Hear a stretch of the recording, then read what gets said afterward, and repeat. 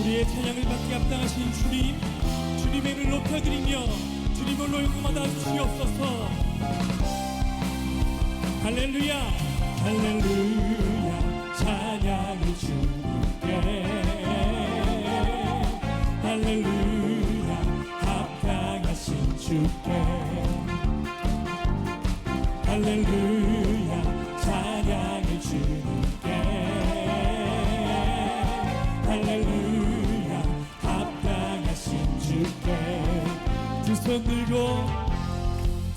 손 들고 주 찬양해 나 엎드려 주께 경배해 두 손 들고 주 찬양해 나 엎드려 주께 경배해 할렐루야 할렐루야 찬양을 주님께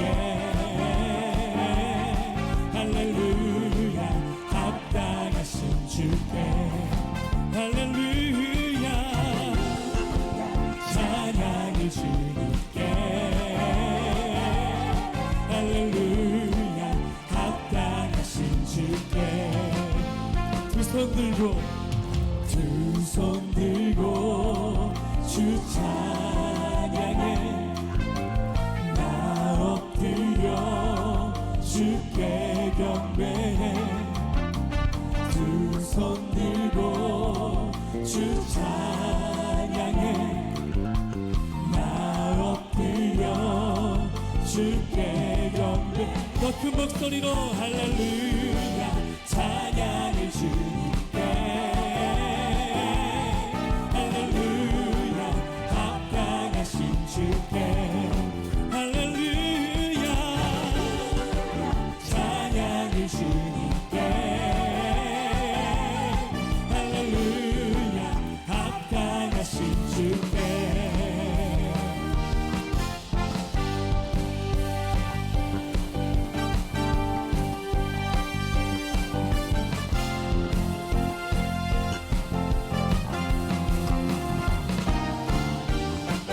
할렐루야 주는 존귀 할렐루야 주의 이름 할렐루야 찬양해 할렐루야 주 이름 높여 할렐루야 주는 존귀 할렐루야 주의 이름 할렐루야 찬양해 할렐루야 주 이름 높여 할렐루야 주는 존귀 할렐루야 주의 이름 할렐루야 찬양해 할렐루야 주 이름 높여 할렐루야 주는 존귀 할렐루야 주의 이름 할렐루야 찬양해 할렐루야 주 이름 높여 할렐루야 주는 존귀 할렐루야 주의 이름 할렐루야 찬양해 할렐루야 주 이름 높여 할렐루야 주는 존귀 할렐루야 주의 이름 할렐루야 찬양해 할렐루야 주 이름 높여 주 이름 높여 주 이름 높여 주 이름 높여 주 이름 높여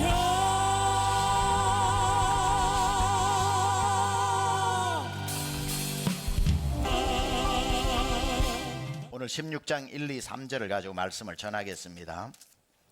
방금 읽어보셨겠지만 레위 지파에 소속된 고라와 그리고 르벤 지파에 소속된 다단과 아비람과 온이라고 하는 이 네 사람이 250명을 선동하여 모세와 아론을 대적하다가 죽게 되는 고라의 반란 사건이 16장에 등장을 하게 됩니다.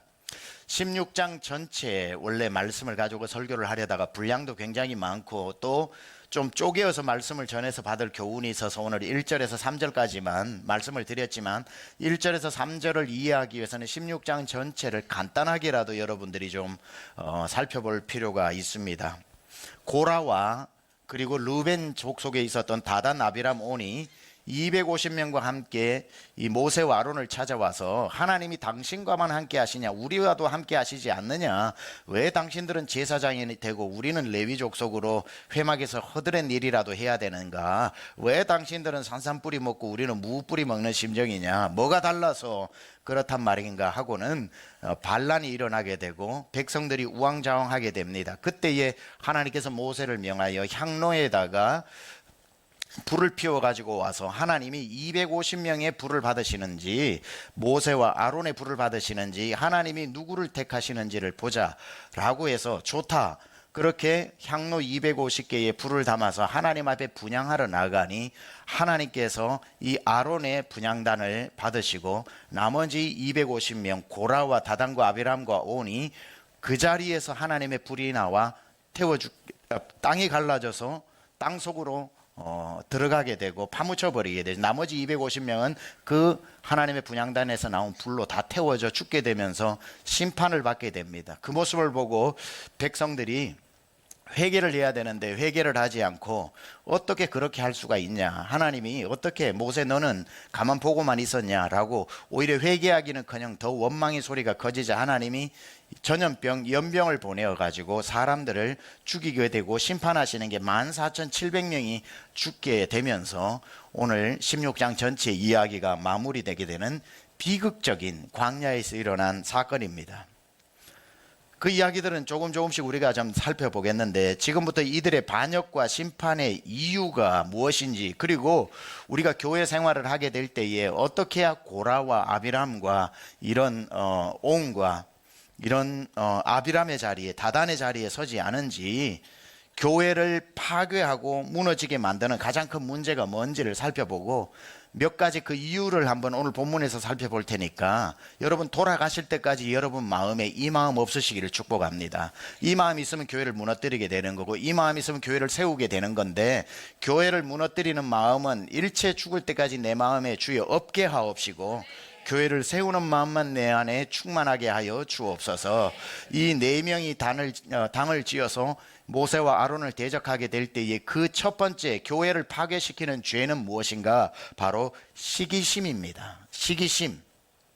시기심이 있는 사람은 그 공동체를 파괴시키는 사람이에요. 우리가 시기와 질투라는 말을 많이 하죠. 시기와 질투. 근데 시기와 질투는 조금 의미가 다르더라고요. 질투는 시기심에 비하면 굉장히 긍정적인 겁니다. 시기심은 굉장히 부정적인 겁니다. 아리스토텔레스가 이 시기심과 질투심을 꽤 아주 이해 있고 납득이 되게끔 설명을 했더라고요.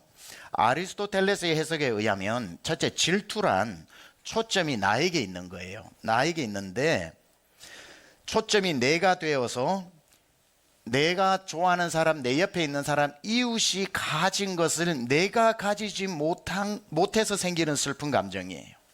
저 사람에게는 있는데 내게는 없구나. 초점이 나인 거예요. 저 사람은 저것도 가졌네. 성격도 저렇게 좋은데 난 성격이 이러네. 저 사람은 돈도 많이 가졌는데 돈이 없네. 저 사람은 외모가 좋은데 나는 얼굴이 이렇게 생겼네. 해서 남을 바라보고 있지만 초점이 중심이 나여서 나에 대한 슬픈 감정, 이게 질투라는 거예요. 시기는 뭐냐면 초점이 남인 거예요. 내가 없는데 네가 가졌어? 나는 없는데 네가 그렇게 잘생겼어? 아니 네가 그렇게 시집을 잘 갔어? 아니 네가 그렇게 유명해? 그러니까 초점이 남인 거예요. 비슷하지만 다른 겁니다. 남이 가진 것에 대해서 슬퍼하고 화나는 감정, 이게 시기심이라는 거죠. 따라서 질투는 남에게는 있는데 나에게 없는 것에 초점을 맞추다 보니까 긍정적으로 어떻게 나타나냐면은 나도 저 사람이 가진 걸 가져야 되겠다는 자기의 열심이 나온다는 거예요. 너만 가지면 뭐해? 나도 가져야지. 초점이 나다 보니까 나를 발전시키는 거죠. 긍정적인 면이 있다는 거죠. 그런데 시기는 나에게 없는데 너에게 있어 라고 하다 보면 초점이 남에게 있기 때문에 그럼 너도 없어야 돼. 내가 없으니까 너도 없어야 돼. 없앨 거야. 너 거 뺏을 거야. 너 망하게 할 거야. 너도 사람들에게 욕먹고 살게 할 거야. 너도 집안이 지옥인 걸 경험해 봐야 돼. 이런 식으로 초점이 너니까 너를 나처럼 만들려고. 질투는 나를 너처럼 만들려고 하는 거라면 시기는 너를 나처럼 만들려고 하는 거. 많이 다르죠. 비슷한 것 같지만 질투는 나를 발전시키는 힘이 되기도 하지만 시기심은 남을 죽이는 무서운 무기가 된다는 거예요. 오늘 본문에 보면은 이 고라와 다단과 아비람과 온이라고 하는 네 사람은 시기심으로 똘똘 뭉쳤어요. 질투심이 아니라, 모세와 아론을 향한 질투심이 아니라, 질투심이었으면 더 열심히 했겠지만 모세를 끌어내리고 아론을 끌어내리려고 하는 시기심으로 똘똘 뭉쳤다는 거예요. 자, 그렇다면 오늘 대표 선수가 고라인데, 고라는 왜 시기심을 가지고 모세와 아론을 이렇게 끌어내리려고 했을까? 지도자의 자리에서. 이유는 한 가지입니다. 같은 레위 지파이기 때문에 그래요. 비슷한 사람이 시기하거든요. 같은 레위 지파인데 이 고핫, 그러니까 레위의 세 아들이죠. 게르손, 고핫, 무라리가 있죠. 그런데 이 모세와 아론, 이 레위 지파 고라는 전부 둘째 고핫 자손입니다. 고핫 자손. 그러니까 고라의 입장에서는 같은 레위의 둘째 아들 자손인데 왜 누구는 제사장이 되고 우리는 레위인이 되어 회막을 봉사하는 일만 하지 제사장이 못 되느냐 이거예요. 이해가 되는 부분이기도 하죠. 이 모세와 아론은 고핫의 손자고요. 오늘 본문에는 고라가 손자라고 나오지만 증손자입니다. 그러니까 모세와 아론은 고라의 삼촌 정도 되는 겁니다. 그런데 그렇다면 이제 이 아론의 조카들인 이 고라도 얼마든지 제사장이 될 수 있어야 되는데 나답과 아비후인 첫째 아들 둘째 아들이 다른 불을 들이다가 아론의 첫째 둘째 아들이 죽고 말죠. 셋째 아들 엘르아살이 제사장이 됩니다. 왜 아론의 아들들은 제사장이 되는데 같은 고핫의 자손인데 고라인 나는 안 되냐라고 생각을 하니 질투심도 생기고 시기심도 생기는 거 이해가 충분히 되죠. 늘 마음에 불만을 품고 있는 거예요. 왜 네가 되냐고. 사람을 모아가지고 나도 레위 지파인데 나도 고핫 자손인데 왜 모세와 아론만 저 자리에 있고 우리는 맨날 성전 안에 가서 청소만 하고 맨날 부서진 것만 고치고 성막을 돌보는 자로 살아야 되냐고. 우리도 지성소에 들어가서 분향하는 자격이 같은 레위인인데 왜 없냐고. 그렇게 사람들에게 불만을 이해하는 겁니다. 그래서 고라 자손의 이 시기심은 이해가 어느 정도 됩니다. 그런데 그 뒤에 다른 세 명이었던 사람, 온과 아비람과 그리고 다단, 이 사람은 도대체 왜 같이 당을 지어가지고 아론을 그리고 모세를 대적했을까? 르우벤 지파이기 때문에 그래요. 12아들 중에 장자가 르우벤 지파입니다. 그러니까 아니 우리가 장자 지파면 여기에서 200만 명의 지도자가 나와야 되는데 왜 네 번째 아들인 레위 지파에서 모세와 아론이 나와서 장자 지파인 우리 보고 이래라 저래라 그러느냐. 이건 질서에 맞지 않지 않냐. 당연히 르우벤 지파에서 모세와 같은 지도자가 나와야 되지 않는가. 그러니 고라 자손은 제사장인 아론을 질투했고 르우벤 지파는 지도자인 모세를 시기했던 거예요.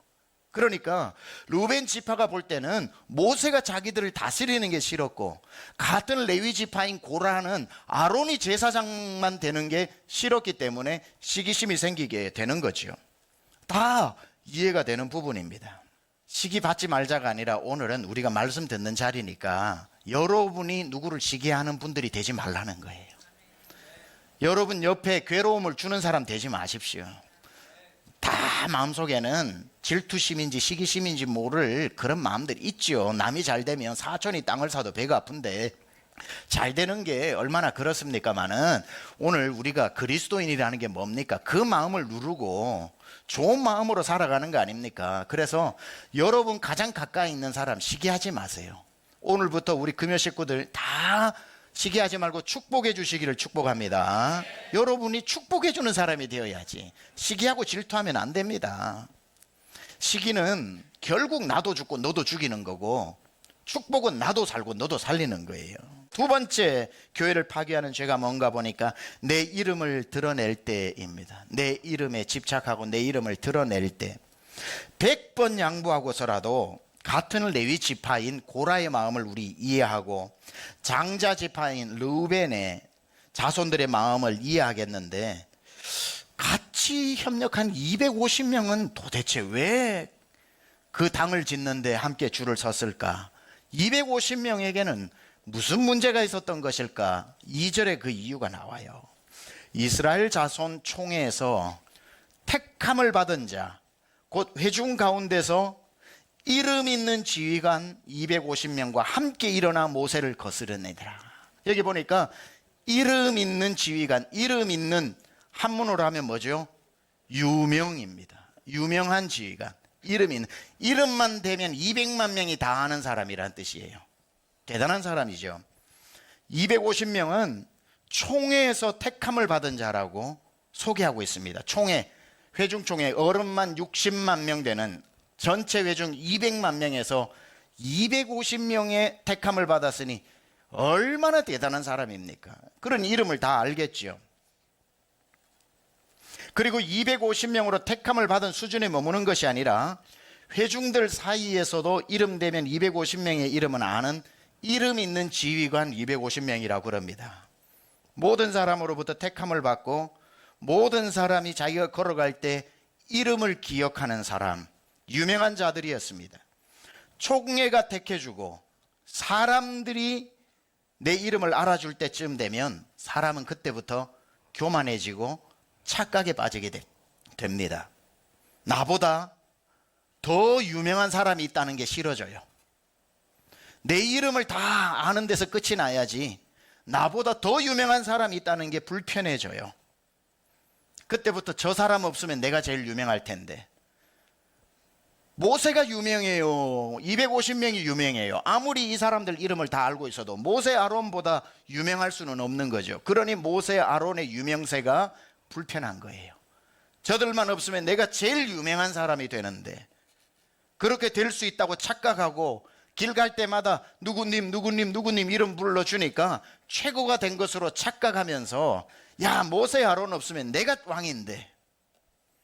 그러던 찰나에 내가 제일 높은 자리에 오르고 싶었으나 감히 엄두도 못 낼 때 울고 싶은데 뺨 때려주는 식으로 고양이 목에 방울을 달아야 되는데 누가 갑자기 과감하게 나서서 달아주는 고라가 있으니 아, 잘됐다. 이때에 이들과 함께 당을 만들어서 모세와 아론을 끌어내면 우리가 이제 유명한 자가 되겠구나 생각을 하게 된 겁니다. 그리고는 모세와 아론을 끌어내는 구테타가 일어나게 된 거죠. 이름 있는 자가 된다는 것은 영광스러운 일이나 매우 위험한 일이라는 것을 알아야 합니다. 주보에 내 이름이 적힌다는 건 가족으로서 가문으로서 굉장히 영광스러운 일이나 마냥 좋은 것이 아님을 알아야 합니다. 만명제적에 출석 성도 5,000명이 넘는 교회에 내 이름이 매주 주보에 올라가 있다는 것은 큰 영광스러운 일이고 보통 분들에게는 주어질 수 없는 축복입니다. 그러나 이름이 적혀 있는 분들은 얼마나 그게 무거운 십자가인지를 알아야 합니다. 주보에 내 이름이 있으면 이제는 모든 성도가 내 이름을 알 것 같고 내가 내 마음대로 교회 일을 할 수 있을 것 같고 이제 성도들이 전부 내 이름 보고 와서 나에게 이런 것 좀 해달라 저런 것 좀 해달라 부탁하는 영향력 있는 사람이 되었다고 착각합니다. 맞지만 이름이 알려지는 것은 매우 무거운 십자가라는 것을 알아야 합니다. 그런데 우리가 여기서 주목해서 보아야 할 한 가지가 더 있습니다. 그들이 유명해진 이유가 뭐냐는 거예요. 총회에서 택함을 받은 자라고 그랬습니다. 총회에서 그러니까 200만 명, 60만 명 장년 20살 이상 되는 남자에게 총회에서 택함을 받았습니다. 그런데 이 본문을 가만 보면 한 가지 특이점이 있어요.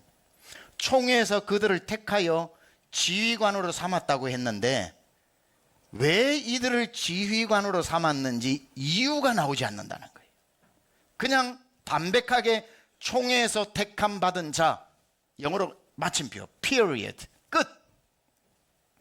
그냥 총회에서 택함을 받아 지휘관이 되었다라고 이야기하지 이들이 이런 일을 했기 때문에 저런 성취를 했기 때문에 이런 업적을 남겼기 때문에 250명이 되었다라고 말하지 않고 총회에서 택함 받은 자라고 끝이 납니다.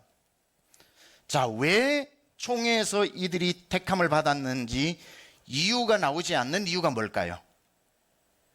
이유가 나오지 않는 이유를 기록하지 않은 이유는 딱 한 가지입니다. 왜냐하면 이유가 없기 때문에. 이유가 없기 때문에. 이 250명은 자기들은 스스로 업적이 있고 자격이 있어서 250명 안에 들어갔다고 착각하고 생각할 수 있을지는 몰라도 성경에서는 그 이유를 설명하지 않고 총회에서 그냥 택함 받아 따로 끝이 나는 겁니다. 내가 지휘관이 안 되면 누가 지휘관이 되겠냐고 스스로 머리를 쓰다듬으면서 너 잘 살아왔다 자기 칭찬해 줄 수 있을지 몰라도 성경은 그들이 지휘관이 된 이유를 설명 안 하고 있다고요. 왜라고요? 이유가 없기 때문에.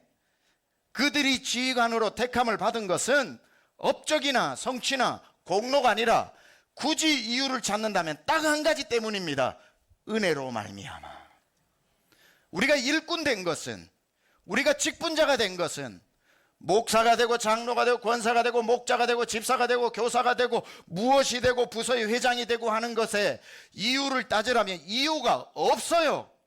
그래도 굳이 당신이 그 자리에 있는 이유를 한 가지만 얘기해 보라 그러면 우리는 반드시 고백해야 되는 것은 하나님의 은혜로 말미암아 된 것이라고. 그거 외에는 이유가 없어요. 성경이 이들이 250명이 된 이유를 설명 안 하고 있어요. 왜? 없기 때문에. 그냥 은혜로 그 자리에 있는 것, 이 마음만 가지고 일꾼은 살아야 되는 거예요. 은혜로 내가 이 직분을 감당하게 됐고, 은혜로 내 이름이 주보에 올라가고, 은혜로 내가 이런 귀한 직분을 맡은 거지 공로가 아니라는 겁니다. 이것을 잊어버리는 순간 목사도 누구도 다 타락하게 되는 거예요. 열심히 노력해서 따내는 업적이나 메달이 아니잖아요. 너희가 그 은혜로 인하여 구원을 얻었나니 이는 아무도 자랑치 못하게 하리 함이라. 우리가 구원받은 것도 은혜로 됐고 직분자가 된 것도 그 은혜 때문에 너무 주님 좋아서, 그냥 주님이 좋아서 기도했고, 주님 좋아서 주보 하나라도 내가 접어서 나눠야 되고, 주님이 너무 좋아서 다 나간 자리에 내가 휴지 하나라도 주운 것 뿐인데 주님이 나를 충성되이 여겨 은혜로 그 직분을 주셨으니 이것을 자랑할 게 뭐가 있고 업적이라고 사람들에게 말할 게 뭐가 있겠습니까? 하나님께서 총회를 통해 이 250명을 택하신 이유를 설명하지 않은 이유는 공로로 세운 사람들이 아니라 은혜로 세운 사람이기 때문에. 그런데 250명은 이걸 처음에는 어떤 마음을 가졌는지 몰라도 250명으로 살다 보니 가다가 누구누구 자기 유명한 자가 되어 이름을 불러주다 보니까 자꾸 변질되고 착각한 것 같아요. 아, 내가 대단한 사람이구나. 내가 이럴만 하니까 이 자리에 있는 거구나. 아, 내가 남들보다 유별나게 열심히 해서 총회가 날 택해 준 거구나. 성경에 설명하지도 않은 이유를 자기가 막 갖다 붙이기 시작하는 거예요. 성경에서는 이들이 총회가 택한 사람이다, 끝! 어떤 것도 설명하지 않은 이유는 이유가 없이 그저 은혜로 하나님이 무작위로 뽑아서 그 자리에 세웠다는 그 이유밖에 없는 겁니다. 하나님이 우리를 택하시고 일꾼으로 부르시고 사용하시는데 이유가 없어요. 하나님이 필요해서 은혜로 뽑아서 너 이 교회에 이 직분 맡아, 너 저 교회에 너 이 교회에 이 직분 맡아, 그저 하나님이 뽑아서 세운 것 뿐입니다. 그럼에도 불구하고 하나님이 불러서 쓰시는 이유를 굳이 한번 찾아본다면 그래도 이유가 있을 거 아니냐, 그래도 쓰시는 데는 이유가 있을 거 아니냐, 그래도 하나님이 뽑으시는 데는 이유가 있을 것 아니냐라고 해서 제가 성경을 눈 씻고 찾아봤더니 이유가 있긴 합디다. 아예 없지는 않아요. 하나님이 부르시는데 이유가 있기는 있는데 그 이유를 설명해 드릴게요. 고린도전서 1장 26절에서 29절 보니 이유가 나오긴 나옵니다. 형제들아, 너희를 부르심을 보라. 육체를 따라 지혜로운 자가 많지 아니하며 능한 자가 많지 아니하며 문벌 좋은 자가 많지 아니하도다. 그러나 하나님께서 세상에 미련한 것들을 택하사 지혜 있는 자들을 부끄럽게 하려 하시고 세상에 약한 것들을 택하사 강한 것들을 부끄럽게 하려 하시며 하나님께서 세상에 천한 것들과 멸시받는 것들과 없는 것들을 택하사 있는 것들을 폐하려 하시나니. 같이 한번 읽어봅니다. 시작. 이는 아무 육체도 하나님 앞에서 자랑하지 못하게 하려 함이라. 하나님이 택하시고 부르신 이유를 굳이 한 가지 찾아야 한다면 그건 우리가 부족하기 때문입니다. 놀라운 역설이지요. 하나님은 부족한 자를 뽑아가지고 은혜로 섬기는 그 사람을 볼 때에 아, 하나님은 정말 강하시구나. 저 부족한 사람 속에서 저런 일을 행하시다니 저건 저 사람 능력 아니야, 저건 하나님의 능력이야. 부족한 자를 불러 써보니 하나님의 능력이 잘 보이는 거예요. 강한 사람을 불러가지고 써봤더니 사람들이 헷갈리는 거예요. 야, 저 사람 능력 좋네. 아, 저 사람이면 저런 일 하지. 아유, 저 사람 저런 일 해낼 줄 알았어. 하나님이 했는데도 하나님이 하신 일이 자꾸 가리워지는 거예요. 하나님이 당황스러운 거예요. 내 이름을 온 천하에 드러내어 열방이 나를 보고 내게 나오게 하는 게 목적인데, 강한 사람이 좋은 일 해버리니까 하나님의 영광이 안 보이고 그 사람에게 박수를 가니까 칭찬받는 게 싫어서가 아니라, 목적은 내가 온 천하 열방에 드러내어 온 천하 열방이 나를 보고 주께로 나와 구원받게 하는 것인데, 강한 사람이 강한 일 하니까 하나님의 영광이 가리워지는데, 어느 날 약한 사람 뽑아서 써봤더니만 아무도 의심을 하지 않고 뭐라 그러냐면, 저거 저 사람 한 거 아니다. 저거는 하나님이 했지. 저 사람 죽었다 깨도 저 일 못한다.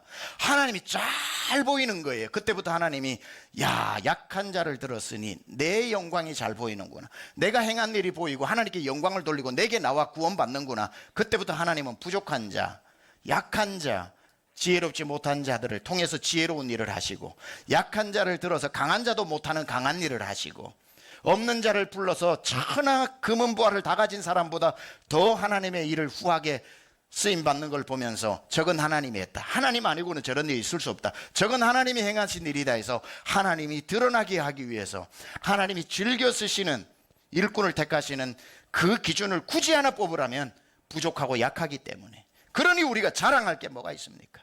나는 무익한 종이라고 말할 수밖에 없는 거죠.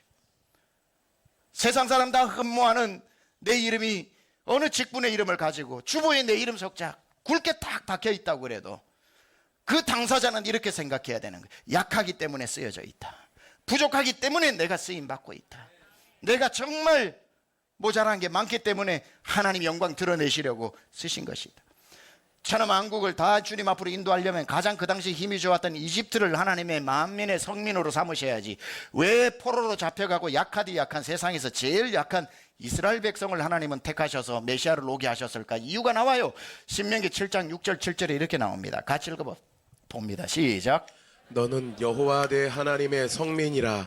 내 하나님 여호와께서 지상 만민 중에서 너를 자기 기업의 백성으로 택하셨나니, 여호와께서 너희를 기뻐하시고 너희를 택하심은 너희가 다른 민족보다 수효가 많기 때문이 아니니라. 너희는 오히려 모든 민족 중에 가장 적으니라. 모든 민족 중에 가장 적기 때문에 뽑았다는 거예요. 모든 민족 중에 가장 강하기 때문에 뽑은 게 아니라, 이게 하나님의 선택 기준입니다. 오늘 이 250명이 이 정체성을 가지고 있었다면 하나님 연약한데 왜 뽑으셨습니까? 부족한데 왜 이 유명한 자리에 앉히셨습니까? 하나님 아는 것도 없는데 어떻게 200만 명을 이끌라고 이 귀한 자리에 유명한 자로 세우셨습니까? 하나님 나 부족합니다. 하나님 여전히 모자랍니다. 하나님 저는 약합니다. 그 생각을 가지고 있으면 하나님 앞에 더 기도하겠죠. 하나님 힘을 주세요. 하나님 지혜를 주세요. 하나님 나 버리지 말아주세요. 하나님을 더 의지하고 하나님을 더 찾고 하나님의 지혜를 더 구하여서, 내가 부족한 걸 아는 사람은 하나님을 떠날 마음이 없어요. 떠날 수가 없어요. 부족한데 어떻게 하나님을 떠나요? 그러니까 늘 겸손하고 부족함을 아는 사람은 일꾼이 되는 거예요. 왜? 하나님의 능력을 구하니까, 하나님의 능력을 찾으니까, 무릎을 꿇으니까, 하나님을 의지하니까, 하나님 없이는 안 된다고 매달리니까, 하나님 옷이 찢어질 정도로 하나님 옷자락 붙잡고 안 놔주니까 하나님이, 그래 알았다, 널 위해 내가 역사하마, 널 사용하며. 부족한 사람은 부족해서 하나님께 기도하는데, 자기 능력을 의지하는 사람은, 아 하나님 여기까지 이만하면 됐거든요, 이제부터 제가 알아서 할게요. 아 하나님 간섭하지 마세요. 제가 주일마다 찾아온다고요. 교회에 계세요 제발 좀. 제가 와서 돈도 드리고 기도도 해드리고 내가 노래도 불러드리고 재롱잔치, 여기 that's it. 여기 계세요. 그리고는 교회 나갈 때 주님 딱 여기 가두어 놓고 내 힘으로 살려고 하고, 이 정도 되면 내가 할 수 있지. 아 이 두 주먹 가지고 뭐하냐, 이거 가지고 살면 돼. 이래도 내가 대학 나온 사람인데, 자기 지식을 의지하고 자기 주먹을 의지하고 자기의 가지고 있는 알량한 몇 푼의 돈을 의지하면서 사는 사람 하나님 앞에 무릎 안 꿇거든요. 그 사람이 그 돈 가지고 주의 일을 하든 뭐를 하든 직분을 감당하든 뭐 어떤 부서를 책임지든 간에 하나님은 나는 모른다. 하나님 앞에 무릎 꿇지 않는 자, 하나님을 의지하지 않는 자, 하나님을 필요로 하지 않는 자에게 하나님이 왜 능력을 주십니까? 그러니까 250명은 자기 능력으로 된 줄 알고, 자기 능력으로 성취를 된 줄 알고, 이제는 자기 능력으로 모세를 끌어내어 그 자리에 앉으려고 하는 이 무시무시한 범죄를 저지르고 있었던 거지. 여러분, 유명한 자가 되지 말고 하나님 앞에 유명한 자가 되어야 합니다.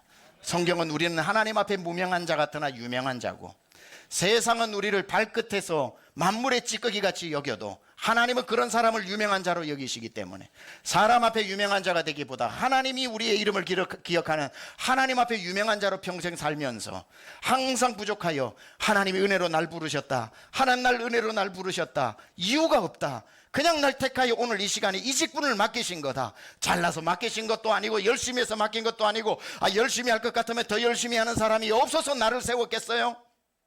우리 교회 성도가 얼만데 나보다 더 열심히 하는 사람 없고, 나보다 더 헌금 많이 하는 사람 없고, 나보다 더 성경 읽는 사람 없고, 나보다 더 신실하게 사는 사람 없어서, 나밖에 없어서 할 수 없이 세웠겠어요? 아니지요.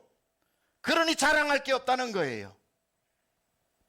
저는 성경 제 손으로 한 번도 필사를 못 해봤는데, 예수 믿고 4년 됐는데 필사 다 하고 오시는 성도님 앞에 제가 무슨 교만할 게 있겠습니까? 저는 집회를 나갔다가 새벽 1시, 2시 들어오면 피곤해서 다음날 사역 위해서 새벽 예배 못 나올 때도 있는데, 비가 오나 눈이 오나 빠지지 않는 분 앞에서 무슨 교만할 게 있겠습니까? 여러분 신방하고 기도하느라 길거리 나가서 전도할 시간 별로 없는데 전도하러 다니는 저런 분들 앞에서 제가 무슨 교만할 게 있겠습니까? 그저 하나님 앞에 하나님이 날 써주시는 것만 해도 기적이고, 이 자리에 서서 설교 듣게 하시고 듣고 있는 여러분이 정말 대단하고, 아이고 하나님이 제가 여러분처럼 못 살 것 같으니까 목사를 시켜버리셔가지고 그게 얼마나 감사한지. 목사들끼리 모이면은 성도 자랑할 때 뭐라고 하는 줄 아세요? 나는 평신도로 살았으면 우리 교회 장로님들처럼 못 산다, 우리 교회 권사님들처럼 못 산다, 어떻게 세상에 바쁜 일 다 하고 주일 풀타임으로 하는 것처럼 그렇게 섬기나. 아이고 우리 목사로 아예 불러주신 하나님 앞에 잔소리하지 말고 목사 열심히 하자 그래요. 무슨 자랑할 게 있어요? 하나님 그냥 부르신 이후에는 너 왜 목사 됐냐고, 어릴 적부터 제가 경건하게 살았거든요. 당신은 왜 목사가 되냐면 어릴 적부터 남달랐습니다. 너 왜 목사? 어릴 적부터 성경 구절 읽기만 하면 외워졌습니다. 하나도 없어요. 자랑할 게 뭐가 있습니까? 너 목사해 해서 선 것 외에 은혜로 나의 나 된 것은 오직 주의 은혜라, 나의 공로로 된 것이 전혀 없도다. 250명이 착각을 해버리니까 자기도 모세가 되고 모세가 자기도 아론이 될 줄 알고 반역하면서 공동체를 깨는 무서운 범죄를 저질렀지. 하나님은 교만한 자를 대적하신다고 그랬습니다. 겸손한 자에게 은혜를 베푸신다고 그랬어요. 하나님이 다윗을 버리지 않고 계속 쓰신 이유가 뭡니까? 열왕기하 7장에 그가 이렇게 왕이 되고 난 뒤에 하나님이여 나와 내 집이 무엇이고 한데 나로 이곳에 이르게 하셨나이까? 그 뒤에 기록하고 있지 않지만 뒤에 나오는 에코 메아리가 뭡니까? 나 목동 아닙니까? 목동 정체성을, shepherd identity를 잃어버리지 않았다는 거예요. 그러니 하나님이 어떻게 다윗을 쓰지 않을 수가 있겠습니까? 그가 왕이 되고 궁전에서 하늘을 보면서 나 아니면 누가 왕이 됩니까? 하나님 사람 한번 잘 봤습니다 했으면 그날부터 버렸겠지만, 왕이 되고도 하나님 앞에 무릎 꿇고 하나님이여 나는 누구이오며 내 집은 무엇이고 한데 나를 이곳에 이르게 하셨나이까? 뒤에 따라오는 에코 메아리가 뭡니까? 나 목동 아닙니까? 겸손한 목사가 되어야 합니다. 겸손한 집사님들 되십시오. 겸손한 목자들 되십시오. 겸손한 권사님들 되십시오. 겸손한 장로님들 되십시오. 그러면 우리 교회 천국 됩니다. 천국 됩니다. 은혜로 사는 교회에, 은혜만 나오는 교회에, 다 은혜지요 하는 교회에 무슨 시기심이 있고 무슨 다툼이 있고 무슨 끌어내림이 있고 무엇은 이겨 먹으려고 하는 노력이 있겠습니까? 은혜로 있는 것뿐인데. 마지막으로 교회를 파괴하는 세 번째 죄, 존재와 직분의 혼돈입니다. 존재와 직분의 혼돈, 좀 어려운 말이죠. 3절에 보면 그들의 불만의 이유가 분명히 기록되어져 있는데 3절 한번 읽어보겠습니다. 시작. 그들이 모여서 모세와 아론을 거슬려 그들에게 이르되 너희가 분수에 지나도다. 회중이 다 각각 거룩하고 여호와께서도 그들 중에 계시거늘 너희가 어찌하여 여호와의 총회 위에 스스로 그들이 하는 높이느냐. 말이 뭡니까? 너희가 분수에 지나도 모세 아론아 너희 너무하다. 너희만 뭐 특별 대접 받는다고 생각하냐? 너희만 택함 받았다고 생각하냐? 회중이 다 각각 거룩하고 여호와께서도 그들 중에 계시거늘 너희가 어찌하여 여호와의 총회 위에 스스로 높이느냐? 이렇게 이야기합니다. 이 사람들의 말이 틀린 말 하나도 없어요. 절반 맞고 절반 틀린 겁니다. 절반 맞다는 말이 뭐냐면은 그들이 했던 말 맞아요. 하나님은 모세와 아론과 함께 계시는 것이 아니라 회중이 다 각각 거룩하고, 거룩한 나라요, 택한 백성이요, 왕같은 제사장 맞습니다. 여호와께서도 그들 중에 계십니다. 목사에게만 있어서 여러분이 오셔서 제게 있는 목사를 하나님을 여러분이 얻어가는 게 아닙니다. 여러분은 삶에서 다 거룩하고 왕같은 제사장이고 여러분에게 하나님 임재에 있는 거 틀린 말 하나도 없습니다. 그래서 존재적으로는 이 사람들과 250명과 아니 200만 명과 모세 아론이 다른 게 하나도 없어요. 존재론으로는 하나님의 자녀고 다 거룩하고 하나님은 모세와만 말씀하지 않고 모든 백성에게 임재해서 말씀하시는 거 틀린 말 하나도 없습니다. 그들의 주장이 뭡니까? 모세와 우리가 다를 게 뭐가 있냐? 모세와 회중이 다를 게 뭐가 있냐? 회중이 다 각각 거룩하고 여호와께서도 그들 중에 계시지 않느냐? 어떻게 하나님이 모세와 계신단 말이냐? 소위 지금 말하고 있는 이들의 주장이 뭐죠? 만인 제사장주의죠. 만인 제사장주의. 틀린 말입니까? 만인 제사장주의가 똑 100번 맞는 말이죠. 고라와 250명의 말이 틀린 말이 하나도 없습니다. 하나님은 모세와 아론과만 계시는 분이 아니고 이스라엘 모든 백성과 함께 계시고 모세와 아론만 거룩하고 나머지는 다 죄인이 아닙니다. 모두 다 맞는 말입니다. 그런데 이들의 주장이 다 맞는 것은 아닙니다. 만인 제사장이라고 하는 건 이 자리에 전부 서서 이 일을 하는 게 아니라 목사는 목사 일을 하고 성도는 성도의 일을 하고 집사는 집사 일을 하고 장로는 장로 일을 할 때 하늘나라 갔을 때 하나님이 목사 나와라 해서 목사기 때문에 상을 더 주고 장로기 때문에 그 다음 상을 주고 집사기 때문에 세 번째 상을 주는 게 아니라는 거예요. 여러분도 다 삶의 성직자가 돼요. 그곳에서 하나님의 빛과 소금으로 살면 목사라고 더 칭찬받을 일도 없고 집사라고 덜 칭찬받는 게 아니라 어떤 데는 목사가 한없이 잘못 살아오면은 상도 말미에서 받을 수 있고 집사가 아니라 무명의 성도로 교회를 다니면서도 하나님 나라 상급을 쌓은 사람에게는 가장 영광스러운 집을 주실 수도 있는 차이에 있어서 저와 여러분의 차이는 하나도 없이 행한 대로 갚아주시는 것에 있어서 내 삶에 여러분이 가정의 제사장이 되고 기업의 제사장이 되고 여러분의 삶의 제사장이 되는 그건 만고불변의 만인 제사장설로 맞는 겁니다. 여기까지는 이 250명과 고라가 말이 다 맞았는데 뭘 착각한 거죠? 존재와 직분을 헷갈린 거예요. 존재가 같다고 직분이 같을 수는 없는 거예요. 목사는 목사의 역할이 있고 집사는 집사의 역할이 있고 목자는 목자의 역할이 있는 거예요. 목자라고 상을 덜 받고 목사라고 더 받는 게 아니라니까요. 아론은 아론의 일이 있고 모세는 모세의 일이 있는 겁니다. 모세였기 때문에 하늘나라 상급 더 있는 거 아니에요. 모세의 직분을 가지고도 태만하게 살았으면 하나님께 책망받는 거고 면류관 받는 게 아니라 아마 밀짚 모자 받을 수도 있는 거고 존재가 아니라 직분에 있어서는 헷갈리면 안 되는 거죠. 그렇다면 그 200만 명은 모세와 아론의 자리에 설 수 없는가? 오늘날로 보면 그러지는 않습니다. 언제든지 하나님이 택하셔서 모세 너 나가 이제부터 네가 모세야 라고 하면 그 사람이 모세의 직분 감당하면 되는 거예요. 목사의 자리에 서는 거는 망고불변의 저 외에는 못하는 거 아닙니다. 신학교 가세요. 전문적인 신학 교육을 받아서 하나님의 말씀 잘 전달하고 정해놓은 절차를 마치면 여러분 목사 되어서 어디든지 말씀 전할 수 있어요. 그게 막혀져 있으면 중세시대 성직제도로 가는 것 잘못된 거죠. 누구나 소명받으면 목사가 될 수 있고 누구나 소명받으면 장로가 될 수 있고 다 될 수 있는데 무엇이 중요하냐면 하나님이 누구라도 설 수 있는 자리지만 오늘이라는 시간에 이곳에 그 사람을 목사로 세웠다는 직분은 다른 거예요. 다 모세와 아론의 자리에 고라 자손이라면 레위 지파라면 다 그 자리에 갈 수 있겠죠. 직분마다 다르니까 수십만 명이 다 캔디데이트이 될 수 있지만 뭘 알아야 되는 거예요? 그 자리에 설 수 있지만 하나님이 지금 모세와 아론을 세우셨다는 직분을 혼돈해 버린 거예요. 그러니까 저 자리에 내가 설 수 있고 내가 지금 가도 저보다 잘할 수 있고 저 사람 내려가면 내가 세워진다고 내가 하나님이 세워놓은 직분을 내가 스스로 그 자리에 서려고 하는 건 얼마나 무서운 일인지 몰라요. 하나님이 원하시면 모세 It's time out. 이제 너의 시간이 끝났다. Your time is over. 그리고는 하나님이 고라 It's your time. Run. 지금부터 달려라. 고라의 때가 올 수도 있겠죠. 다 우리는 거룩하고 하나님이 우리와 함께 하시거늘 무슨 모세 너와 함께 하시냐고 했던 건 절반만 맞다는 거예요. 다 하나님의 정말 부름받은 택함받은 주의 신실한 자녀지만 그들이 몰랐던 건 지금 이 시간 이 공동체의 하나님이 모세를 지도자로 아론을 대제사장으로 세운 직분을 헷갈려 버렸다는 거예요. 그렇게 되기 시작하면 교회는 분열이 되는 거예요. 내가 저 자리에, 네가 뭔데, 저 사람 끌어내, 내가 올라가고, 네가 가. 그때부터 인간이 인간의 직분을 만들기 시작하는 거죠. 하나님의 질서는 사라지고 하나님이 세우는 그 하나님의 시간을 우리가 파괴하는 일이 되고 마는 겁니다. 하나님은 질서 속에서 일하시는 분입니다. 누구든지 대제사장이기 때문에 누구든지 제사장의 직분 때가 오면 감당할 수 있지만, 그때마다 누구나 할 수 있다고 내가 할 수 있는 것이 아니라 하나님이 그 자리에 부르실 때에 준비되었다가 가는 것이 중요하겠죠. 나보다 먼저 누가 장로가 되었다고, 나보다 누가 먼저 권사가 되었다고, 더 영향력 있는 교회의 직분을 가졌다고 그분 끌어내리려고 생각하지 마세요. 시기하지 마십시오.